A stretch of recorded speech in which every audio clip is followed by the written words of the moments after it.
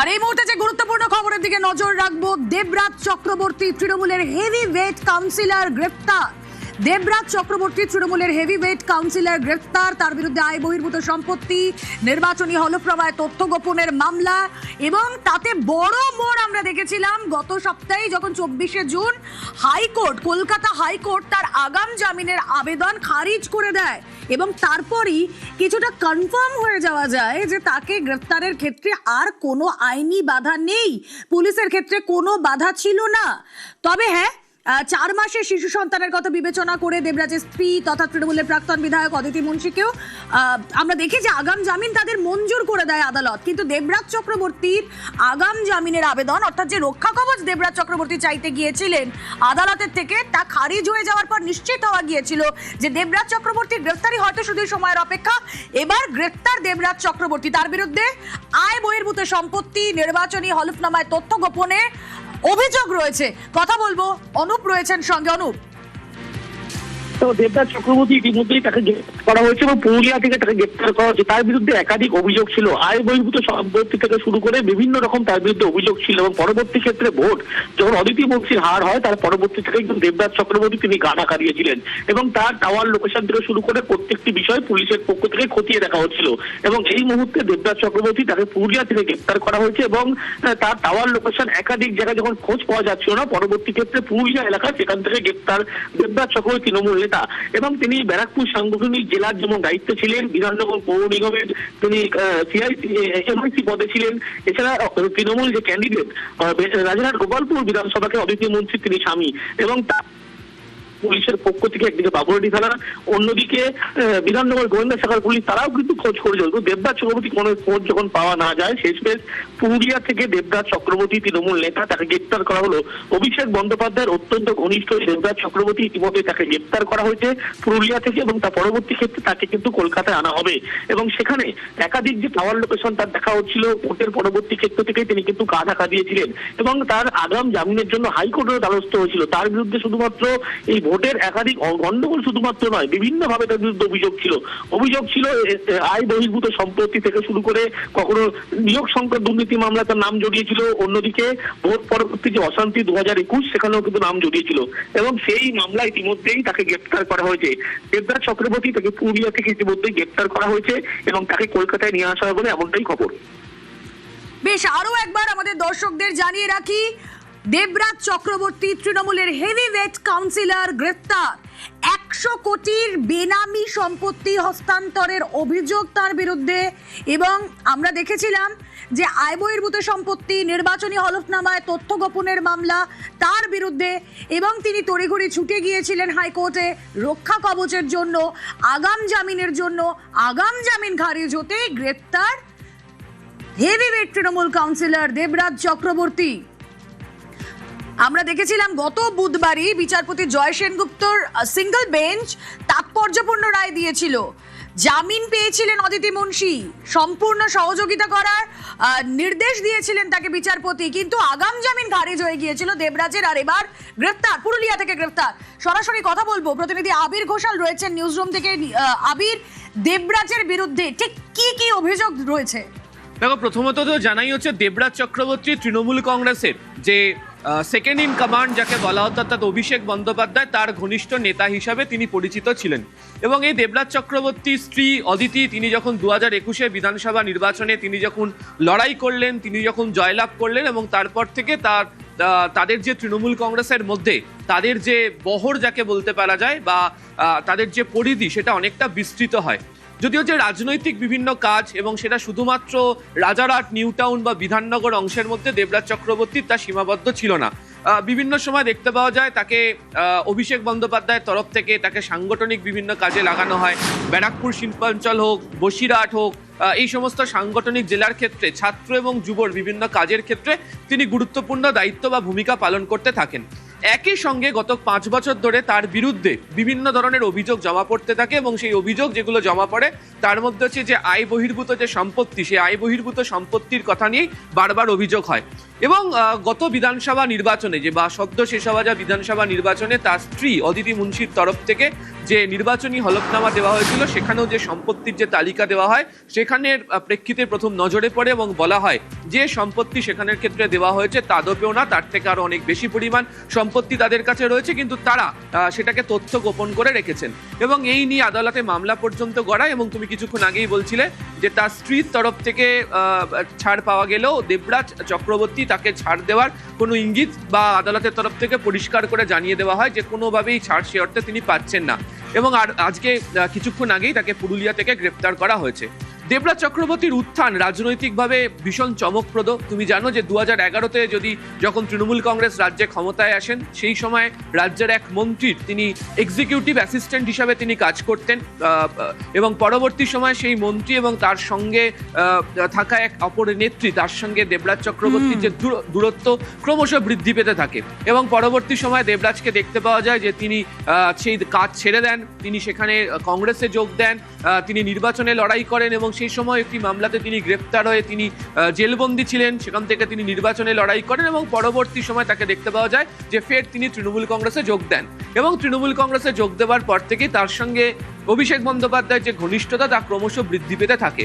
তবে তোমাকে বলছিলাম যে 2021-এর পর থেকেই দেবরাজ চক্রবর্তীর যে ভূমিকা, তার যে চেহারা, তাদের যে সম্পত্তি তা ক্রমাগত বৃদ্ধি পায় এবং শুধুমাত্র রাজারহাট নিউ টাউনের অংশে নয়, বলা হয় যে গোটা রাজ্যের বিভিন্ন জায়গাতে তাদের যে বিপুল পরিমাণ সম্পত্তি রয়েছে সেই সম্পত্তির আয়ের উৎস কি, কোথা থেকে তারা পাচ্ছেন এবং তা নিয়ে প্রশ্নগুলো উঠতে শুরু করে। এবং গত কয়েক দিন ধরে তিনি কার্যত এলাকা ছাড়া ছিলেন, তিনি পালিয়ে বেড়াচ্ছিলেন, যদিও আদালতে তার তরফ থেকে আবেদনও করা হয়েছিল কিন্তু সেই আবেদন গৃহীত হয়নি এবং আজকে কিছুক্ষণ আগেই দেবরাজ চক্রবর্তীকে পুরুলিয়া থেকে গ্রেপ্তার করা হয়েছে। ফলে স্বাভাবিকভাবেই একটা অস্বস্তির মধ্যে শুধুমাত্র তৃণমূল কংগ্রেস নয়, একই সঙ্গে তিনি যার ঘনিষ্ঠ বলে পরিচিত ছিলেন অর্থাৎ অভিষেক বন্দ্যোপাধ্যায় ঘনিষ্ঠ নেতা ছিলেন দেবরাজ, বিভিন্ন দায়িত্ব তাকে তিনি দিয়েছিলেন, সেই শিবিরের তরফ থেকেও যথেষ্ট বিড়ম্বনার মধ্যে পড়তে হচ্ছে দেবরাজের গ্রেপ্তারের পরিপ্রেক্ষিতে। এবং এই যে অভিযোগগুলো উঠেছে আবির, যে নির্বাচনের সময় নিজেদের আসল সম্পত্তির পরিমাণ কম দেখানো হয়েছে, এমনকি আমরা দেখছিলাম বেশ কিছু সূত্র মারফত এও খবর পাওয়া যাচ্ছিল কোথায় নাকি কিসব পাহাড়ও কেনা রয়েছে দেবরাজ চক্রবর্তীর, যা শুনলে সত্যি চোখ কপালে ওঠে। একজন সাধারণ কাউন্সিলর তার এই প্রভাব প্রতিপত্তি কিভাবে হয় এই অভিষেক ঘনিষ্ঠ হওয়ার সুবাদেই? প্রথমত হওয়ার কথাই নয়, তার কারণ হচ্ছে যে কাউন্সিলর হিসাবে তিনি কাজ করেছেন সেখানের ক্ষেত্রে দাঁড়িয়ে এই বিপুল সম্পত্তি তো কোনোভাবেই করাটা সম্ভব হয় না, অন্তত আইনি পথে গেলে তো করা সম্ভবই নয়। দ্বিতীয়ত তার স্ত্রী তিনি গায়িকা, তিনি একটি গানের স্কুল চালান, সেক্ষেত্রে দাঁড়িয়েও যে পরিমাণ সম্পত্তির কথা বলা হচ্ছে বা যেটা অভিযোগ আকারে গত কয়েকদিন ধরে আবির সঙ্গে থাকো। তরুণজ্যোতি তিওয়ারি রাজারহাট গোপালপুরের বিধায়ক রয়েছেন আমাদের সঙ্গে। তরুণজ্যোতি, স্বাগত জানাবো নিউজ 18 বাংলায়। আমি রুমেলা কথা বলছি আপনার সঙ্গে।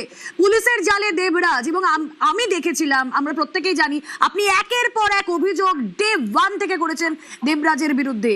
এই যে জালে দেবরাজ, কি মনে হচ্ছে দেবরাজের কান টানার পর এবার কি মাথা আসবে? একটা মামলায় গেছে, আরো মামলাগুলো আছে। দেবরাজ অবভিয়াসলি কান, মাথার নাম অভিষেক ব্যানার্জি। কারণ নর্থ 24 পরগনার দেবরাজ ছিল অভিষেক ব্যানার্জির এজেন্ট। চাকরি চুরি থেকে শুরু করে আমাদের কার্যকর্তা প্রসেনজিৎ খুন হওয়া থেকে শুরু করে প্রায় 1300 কোটি টাকার সম্পত্তি বানিয়েছিল। কিভাবে বানিয়েছিল, সোর্স কি, কিছু নেই। অদ্ভুত ভাবে 25শে মার্চ সবকটা সম্পত্তি তিনি বিক্রি করে দেন এবং সম্পত্তি বিক্রি করার পরে তিনি ইলেকশন নমিনেশন ফাইল করেন। কিন্তু টাকাগুলো কোথায় গেল তার হিসাব পাওয়া যাচ্ছে না। কথাও প্রেমী বলে এক পাবলিশার্সের নাম আসছে, তার কিছু লিঙ্কও আমি পেয়েছি, আগামী দিনে সেগুলোও টানা হবে। কি কি অভিযোগ আপনারা এনেছেন, কি কি অভিযোগ এই দেবরাজের বিরুদ্ধে একজন সাধারণ কাউন্সিলর? হ্যাঁ, অ্যাসেটস ডিসপ্রপোর্শনেট টু ইনকাম, রাফলি 1300 crore প্রপার্টি ওর এবং ওর বউয়ের নামে। অনেকদিন মঞ্চে কীর্তন গাইতেন হয়তো, কিন্তু কীর্তনের পিছনে ওই মুখের আড়ালে যে মুখোশটা, নোংরা মুখোশটা ছিল, সেটাও সামনে চলে এসছে। কোটি কোটি টাকার সম্পত্তি তার নামেও ছিল। অদ্ভুতভাবে সরকারকে ফাঁকি দিয়ে সম্পত্তিগুলো লুকিয়েছিলেন তারা। এবং সোর্স কি, আমি আবার বললাম 25/3/2026 প্রপার্টিগুলো বিক্রি করলো, সে টাকাটাই বা গেল কোথায় সেটাও কেউ জানে না। এর মধ্যে আরো অনেক কিছু আছে, জাস্ট ওয়েট করুন, আরো অনেক আনফোল্ড হবে, অনেক কিছু বের করা হয়েছে। আমি অনেক কিছু পুলিশকে তুলে দিয়েছি। Thank you so much. আমরা কথা বলছিলাম রাজারহাট গোপালপুরের বিধায়ক আমাদের সঙ্গে ছিলেন তরুণজ্যোতি তিওয়ারি। এবং দেবরাজ জালে দেবরাজের বিরুদ্ধে একের পর এক গুরুতর অভিযোগ, প্রথম বিষয়টাই এটা, সাধারণ মানুষ এই এলাকার তারা একটাই প্রশ্ন করেছে, একজন কাউন্সিলর, সাধারণ কাউন্সিলর, তার এই উত্থান 2011-এ তৃণমূল সরকার আসার পর এই দেবরাজের উত্থান কিভাবে, দীর্ঘদিন ধরে এই অঞ্চলে সাংবাদিকতা করেছে অনুপ আরো ভালো বলতে পারবে বিষয়গুলো। অনুপ, এবং দেবদাস চক্রবর্তী তাকে যেমন গ্রেপ্তার করা হচ্ছে এই এলাকার মূলত রাজারহাট, গোপালপুর থেকে শুরু করে ব্যারাকপুর যে সাংগঠনিক জেলা, গোটা উত্তর চব্বিশ পরগনা জেলায় কিন্তু তার দাপট ছিল এবং প্রত্যেকটি ক্ষেত্রে তিনি কিন্তু এই জেলার গোটা দেখভাল করতে এবং অভিষেক বন্দ্যোপাধ্যায়ের অত্যন্ত ঘনিষ্ঠ হওয়ার কারণেই কিন্তু একেবারে এই দাপট তার যেমন ছিল। শুধুমাত্র তাই নয়, এই দেবদাস চক্রবর্তী যে উত্থান, সেই উত্থানের ক্ষেত্রে দেখা গেল দেবদাস চক্রবর্তী প্রথম কংগ্রেসের কাউন্সিলর ছিল, পরবর্তী ক্ষেত্রে তাকে গ্রেপ্তার করা হয়েছিল, জেল বন্দী ছিল এবং তারপরেই যখন তিনি জয়লাভ করে সেখান থেকে জেল দমদম সেন্ট্রাল জেল থেকে ছাড়া পায় এবং তারপরে সেখান থেকে ফিরে এসে তৃণমূল কংগ্রেসে যোগদান। তারপর থেকেই রকেটের গতিতে কিন্তু এই দেবদাস চক্রবর্তী উত্থান হয়েছিল এবং দেবদাস চক্রবর্তী অভিষেক বন্দ্যোপাধ্যায়ের অত্যন্ত ঘনিষ্ঠ হয়ে পড়ে। এর পরবর্তী ক্ষেত্রে দেখা যায় একের পর এক দায়িত্ব তিনি সামলান। ব্যারাকপুর যে সাংগঠনিক জেলা, যিনি তিনি যুবর দায়িত্বে ছিলেন, তার পাশাপাশি যে একাধিক যে পৌরসভা উত্তর চব্বিশ পরগনা জেলার, সেই পৌরসভার কে চেয়ারম্যান হবে, কে কোন পদে থাকবে, এই গোটা দেখভাল কিন্তু তারই দায়িত্বে ছিল এবং এই জেলায় একেবারে বাগুইহাটি এলাকায় তার যে অফিস, এই অফিসে বসেই গোটা কিন্তু একেবারে উত্তর চব্বিশ পরগনার যে সাংগঠনিক বিষয় তিনি দেখভাল করতেন এবং যেভাবে উত্থান তার হয়েছিল, প্রথম কংগ্রেসের টিকিট, সেখান থেকে বিধাননগর পৌর নিগমের নগরহাটের কাউন্সিলর এবং তার পরবর্তী ক্ষেত্রে দেখা যায় তৃণমূলে যোগদান অভিষেক বন্দ্যোপাধ্যায়ের হাত ধরে এবং সেখান থেকেই কিন্তু দেবদাস চক্রবর্তী ধীরে ধীরে উত্থান হয় এবং একাধিক দায়িত্ব তিনি কিন্তু পেতে থাকেন। তার পরবর্তী ক্ষেত্রে লক্ষ্য করা যায় 2021 সাল যখন তার স্ত্রী অদিতি মুন্সি তাকে কিন্তু প্রথম সেখান থেকে টিকিট দেয়। আগে সেই বিধানসভা কেন্দ্রে কিন্তু দায়িত্বে ছিলেন বা সেই বিধানসভার টিকিটে ছিলেন পূর্ণেন্দু বসুকে সেখান থেকে সরিয়ে দেবদাস চক্রবর্তী এতটাই অভিষেক বন্দ্যোপাধ্যায়ের ঘনিষ্ঠ হয়ে উঠেছিল বা এত দাপট ছিল, সেখানে তার স্ত্রীকে কিন্তু টিকিট দেওয়ার ব্যবস্থা করে এবং কোন জেলায়, ব্যারাকপুর যে সাংগঠনিক জেলায় কোথায় কে টিকিট পাবে, কোন পদে কে চেয়ারম্যান হবেন, কোন পৌরসভায় কে বসবেন, এই গোটা দেখভাল কিন্তু দেবদাস চক্রবর্তী করতেন এবং গোটা অভিষেক বন্দ্যোপাধ্যায় যেহেতু হাত তার মাথার উপরে ছিল এবং সেই কারণে এই গোটা বিষয় তিনি কিন্তু সামলাতেন বলে এমনটাই জানতে পারা যায়।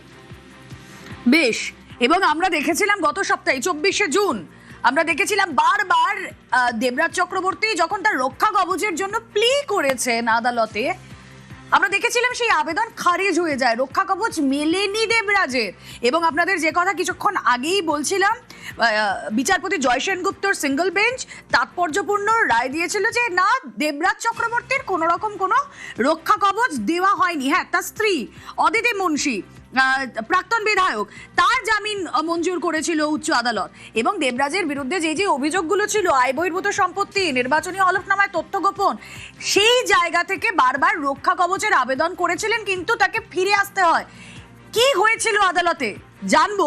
অর্ণব হাজরা রয়েছেন আমাদের সঙ্গে, অর্ণবের সঙ্গে কানেক্ট করার চেষ্টা করছি। তার আগে আপনাদেরকে জানিয়ে রাখি, 100 কোটির বেনামি সম্পত্তি হস্তান্তরের বিস্ফোরক অভিযোগ রয়েছে এই দেবরাজের বিরুদ্ধে।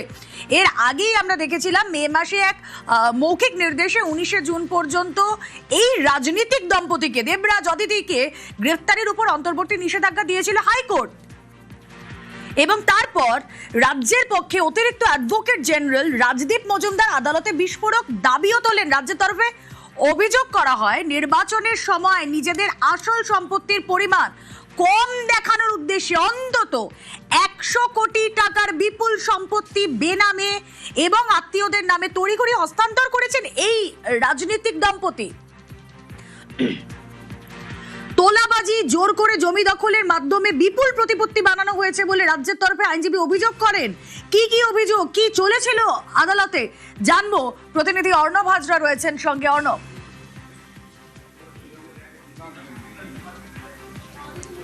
দেখো, পিসি সরকারের ম্যাজিক ছাড়া এরকম রকেটের গতিতে উত্থান কোনো রাজনৈতিক নেতার সাম্প্রতিক সময়ে রাজ্য রাজনীতিতে হয়েছে এরকম হাতে গোনা উদাহরণ খুঁজে পাওয়া যাবে না। গত কয়েক বছরে বারবার শিবির বদলেছেন, কখনো পূর্ণেন্দু বসু, কখনো অভিষেক বন্দ্যোপাধ্যায়। বিভিন্ন জনের ছত্রছায়া থেকে গত কয়েক বছরে, হাতে গোনা কয়েকটা বছরে 19টা সম্পত্তির মালিক যিনি ছিলেন তার নাম দেবরাজ চক্রবর্তী, যিনি কোট আনকোট একজন কাউন্সিলর। আমরা যেখান থেকে লাইভ টেলিকাস্ট করছি এই বিধাননগর পুর নিগমের একজন কাউন্সিলর হয়ে 19টা সম্পত্তি করলেন, স্ত্রীর নামে 3টে সম্পত্তি করলেন। বাঙালির যেটা স্বপ্ন কালিম্পংয়ে গিয়ে 2 দিন অতিরিক্ত থাকা, সেই কালিম্পংয়ে নিজের পারিবারিক বন্ধু পরিচয় দিয়ে মাত্র 5,000 টাকা কাঠায় জমি বেচে দিলেন। কালিম্পংয়ের জমি যেটা 5 একর কিনেছিলেন এই দেবরাজ চক্রবর্তী, সেটা মাত্র 5,000 টাকা কাঠাতে বিক্রি করে দিলেন খুব পরিবারের কাছের বন্ধু, কোনো আত্মীয় নয়। পাশাপাশি লেবার কন্ট্রাক্টর এই বিধাননগর পুর নিগম চত্বর জুড়ে বিধাননগরের যারা লেবার কন্ট্রাক্টর রয়েছেন, লেবার কন্ট্রাক্টরের কাছ থেকে বছরে 2টো কিস্তিতে 50 লাখ টাকা তোলা এবং সেই তোলার পরিমাণটা বাড়িয়ে 75 লাখ টাকা করা হয়েছিল।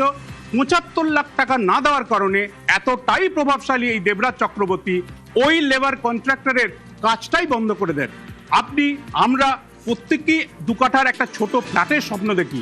সেই ফ্ল্যাট যখন আমরা কিনতে যাই, সেই ফ্ল্যাটের ক্ষেত্রে কি হলো, যিনি ফ্ল্যাট কিনবেন তার একটা ছোট্ট জায়গা আছে, এই দেবরাজ চক্রবর্তীর গ্যাং সেখানে পৌঁছে যেত, ওই ফ্ল্যাট আপনি পেয়ে যাবেন আপনার জায়গায়, জমিটা আমাকে দিয়ে দিন। অর্থাৎ একটা বাড়ির স্যাংশন অর্থাৎ সেল ডিড, একটা বাড়ির ফ্ল্যাটের ক্ষেত্রে সেল ডিড করা হয় প্রথমে, এই ডিডের পর ফাইন্যান্সিয়াল রেজিস্টার হয়। সেল ডিড না, সেটাকে ডেভেলপমেন্ট ডিডে কনভার্ট করার যে চাতুরিয়ানা বা মুন্সিয়ানা দেখিয়েছিল, তাতে খোদ কলকাতা হাইকোর্টের বিচারপতি জয় সেনগুপ্ত পর্যন্ত তার 2টো চোখ কপালে তুলেছিলেন, বিস্ময় প্রকাশ করেছিলেন। তিনি বলেছিলেন এই ডেভেলপমেন্ট ডিডে কনভার্ট করার যে আইডিয়া, সেটা সত্যি তারিফ করতে হয়। এবং তার ফলশ্রুতি কি হয়েছিল, 309 বিএনএসএ 309 সাবসেকশন 4 এই ধারাতে নতুন করে তোলাবাজির অভিযোগ এসেছিল। পুলিশ যখন তদন্ত করছিল তা উঠে আসে, তাতে দেখা যাচ্ছে যে ফ্ল্যাটে বা জায়গাটার দাম 59 লাখ টাকা, সেটা মাত্র কোনো এক জাদু বলে, দেবরাজ নামক জাদু বলে, সেটা মাত্র 15 লাখ টাকায় নিজের নামে করে নিচ্ছে এই দেবরাজ চক্রবর্তী। যেটার দাম 62 লাখ টাকা, সেটা তিনি 19 লাখ টাকায় কিনছেন। এগুলো আমাদের বক্তব্য না, এটা বিধাননগর পুলিশের যে তদন্ত হয়েছে সেখানে একাধিক ব্যক্তি যা বয়ান দিয়েছেন, যা স্টেটমেন্ট দিয়েছেন, সেই স্টেটমেন্টগুলি অতিরিক্ত অ্যাডভোকেট জেনারেলের পেশ করা আদালতের সওয়াল। সেটাই আমরা বলছি, রাজ্যের মানুষ দেখছেন। আমি প্রথমেই যেটা শুরু করলাম, রকেটের গতিতে, উল্কার গতিতে উত্থান যদি সাম্প্রতিক সময়ে রাজ্য রাজনীতিতে কারোর হয়ে থাকে তা হলেন এই দেবরাজ চক্রবর্তী। তাই আর কোনো রকম সময় নষ্ট না করে দ্বিতীয় শুনানির দিনেই বিচারপতি জয় সেনগুপ্ত তার আগাম জামিন আবেদন নাকচ করেন এবং দ্বিতীয় এই যে শুনানি নাকচ হয়, সেখানে শুধুমাত্র সম্পত্তি নয়, 100 কোটি টাকা সম্পত্তি নয়, 60 বা 80 লাখ টাকার গাড়ি কেনা নয়, সেদিন কিন্তু তোলাবাজির নতুন একটা বিষয় আদালতের সামনে এসেছিল। সব দিক বিবেচনা করে ছোট্ট শিশু সন্তানের কথা মাথায় রেখে অদিতি মুন্সি, প্রাক্তন বিধায়িকা রাজারহাট গোপালপুরের, তাকে আগাম জামিনের কিছু শর্ত দিয়ে মঞ্জুর করেছিল, কিন্তু দেবরাজ চক্রবর্তীর শটান তার আগাম জামিন খারিজ হয়েছিল। কারণ আমি তোমার সঙ্গে আবারও কথা বলছি, আমাদের সঙ্গে এই মুহূর্তে তারকেশ্বরের বিধায়ক সন্তু পান রয়েছেন সঙ্গে। সন্তু, জালে দেবরাজ এবং একজন কাউন্সিলর, সামান্য একজন কাউন্সিলর, তার কোটি কোটি কোটি কোটি টাকার সম্পত্তি, তার বিরুদ্ধে ভুরি ভুরি অভিযোগ, জালে দেবরাজ, কি মনে হচ্ছে এরপর কি আরো বড় কেউ? দেখুন, যারা চুরি করবে, দুর্নীতির সঙ্গে যুক্ত থাকবে, যারা মহিলাদের উপর অত্যাচার করবে, তাদের জায়গাটা ঘর নয় শ্রীঘর, সেটা পরিষ্কার আমাদের বুঝিয়ে দিয়েছেন রাজ্যের মুখ্যমন্ত্রী শুভেন্দু অধিকারী মহাশয়। আজ পরিষ্কার গোটা বাংলার মানুষ দেখতে পাচ্ছেন, যারা একদম কলা ফুলে বা আঙুল ফুলে কলা গাছ যেরকম কথা ছিল না, তৃণমূল আসার পর যাদের সম্পত্তি বেড়েছে, যারা মানুষের টুটি টেপে কার্যত টাকা কেড়ে নিয়েছে, তাদের অধিকার কেড়ে নিয়েছে, তাদের তো ঘর থেকে শ্রীঘর যেতেই হবে। এটা স্বাভাবিক, এটা পুলিশের যে নিয়ম নীতি রয়েছে, যেটা আইনের শাসন রয়েছে, সেই অনুযায়ী কাজ হচ্ছে।